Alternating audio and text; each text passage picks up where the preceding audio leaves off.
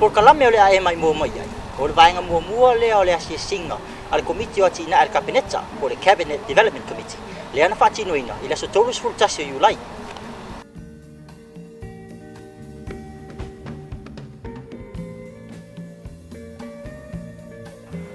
mole silafia o le CDC o lo nga dulu so tau au iai tu tino umo le malo e a mata mai lava le palemia malana kabinetsa e au fia ma ofisili om tanga luenga mfa la putonga fa pea masui ofisili ile tu fatasia o nei ati na e te le fa moe o le si tia i o le tamau a inga o le atunu e mai se fa manu yanga mo le atunu u lau tele usi mai lo mai moa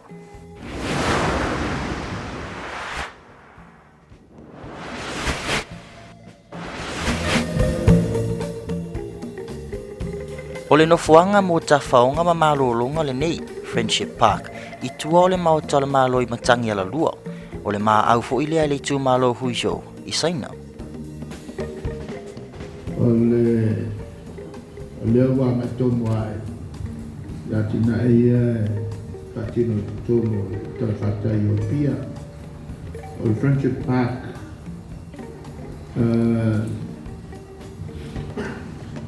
le e amatai e fia ile rana le falle tua i o se vai na le falle le ato le waterfront sawa mai tei e mulino e tau vaiala ya to ya na tua ma fo tele tom fai na sa tom fai falle le e tatu tala leo te mantua po to sama e slow is full na tu puai ni ma po fonga ole malo na te ni falle le ai fa nga mo me ma le la sa pa ba ma ta nga il tala e mantua ni si tato tamen sanga le wat ma fa solo akwala fa ben ba ulu pa ba e o nei sa e pa ba ai mai e le va o le tato tupe ma MPF bill ele a te ba mo tu le to na ro pa ba ai na da fie lo mai o te mate le situ ai teu o ele fai uma i tala provacinal ele vale al fale na e hanskuse male faten malo le tonu e faten malo sala fo e na lapis mena na e to so na fe slow was full on faiele le tato fai uma la fenta to por clame fa matomofia o tato tabla e fa per fo e manu tua le la guai alta to por clamenga le village cleaning le e a fo e me fa tu langa mai e lona e os faina e fai mo meu certificates ave e mo ele mai ne o manu ele mai so vai fa por tu le e longa por suru e le lo por tu langa le we sei nei ela ma fuai ona fa solo tato por clame sa mata me ai le turis mo fa manne yo con tua e te iane ole project level ne sa ana e ma fo por le scuto sa mata ruai le fele un capenetta ole focus il malo ele tu le tai model ile tu la malea e ia ngaluna ia lo fale le le tu tai e o kilani fa mani ke o le tu na tai o kilani so ia sa parpala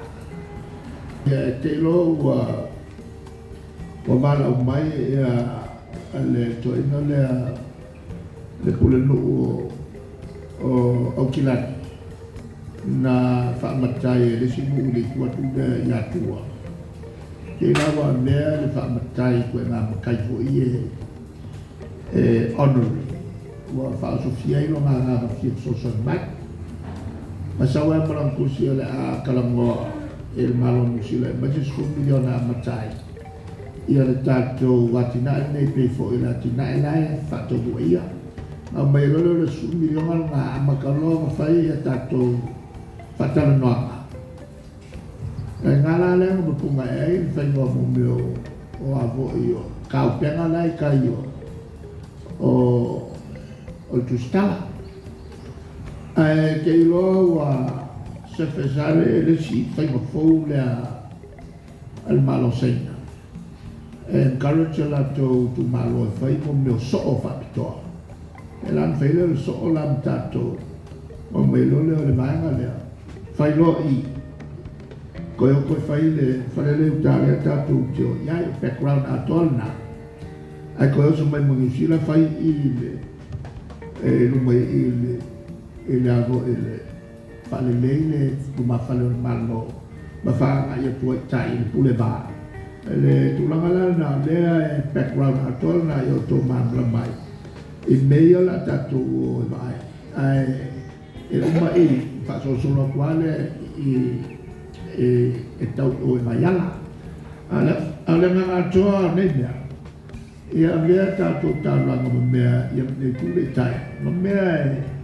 e feo e tanga te le fiafi ma le po ma e kwai lau ma whai ai ngā kofe ma ni mewa pena e ka whawai ia ainga ma tulisi mai whafo e sawa mai kai munu e kau i o mai au ia ma whai fo e ma se footpath e ruako e kau kai maa mai kapo ma tulisi e whai ma sawa ia tanga ta fo e le disabled person e sawa ia i lana wheelchair i koe ngā mea ui pe i pasi ka ngā o mea sa wale o ni wheelchair ia. Ma sa wea whai na sau whiawa e solo i. I le tau langa nei lono winga inga i me koe te o ke wakili. O le polo kitile i tua le whanal malo, ata se matua o le Central Bank. Ia o le tato polo kitile lo ta o le Friendship Park. O lo o whaatupeina mai e le malo saina, e le Usho Municipality. O la tola ia o lo whaatupeina mai ngā le whaatinonga ngā luenga le nei o le Friendship Park. Na amata o na whaia le nei polo keti a te se ma lua fesu malvan. Ia o le Friendship Park, o se vaenga o le whaatinonga o le tatou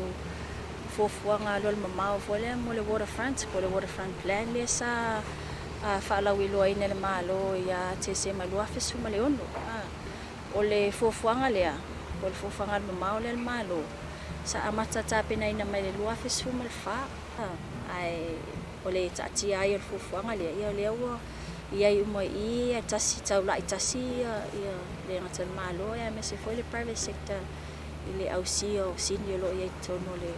tatu fofuanga le wa sa wha ia umalama tūlanga e peo na i tapena ngai consultations ma vana ka pena wale pa mautuina o le fofuanga le mamao le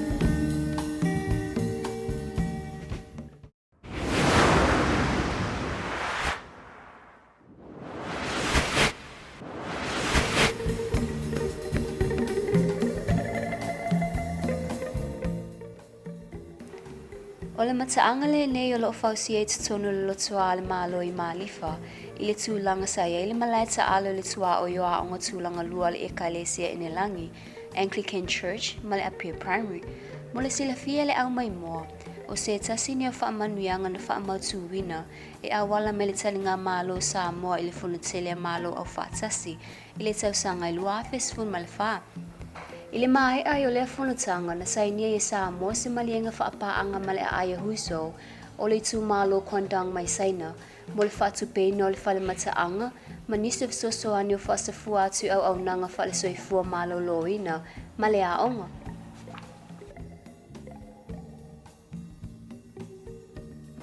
Tu manga e puseva foi na e matato tilo te tau na mata itu ele me foi na fu mo se tato no tala tu e tala va e foringa va ai sa e se tato ele ngata la le museum e culture center tu atoa e ia ma le museum ia papena ona tatou matutuna ia mai mo ai tatou atunu ia ni ata foi sa papena te puina mai tau ia le ano falia ia walum fana nga iai o I foi le la fai con city ia wa la o mona iai le vai nga foi le mata ai fa tino con city ia so se fala por pitonga ia pe fai foi ni atato mafutanga ia lai e aso fafia ia e fai mai tono le auditorium le o ia tono le fale ni te le bota ia awa winai nga ia long fana o fai na to research sa ili ele to fama le fauta mai wai mo mai ata mo mai tono I le to fatisia ia na ia le se me mau tel ia fi alo lo su ia lo su ai o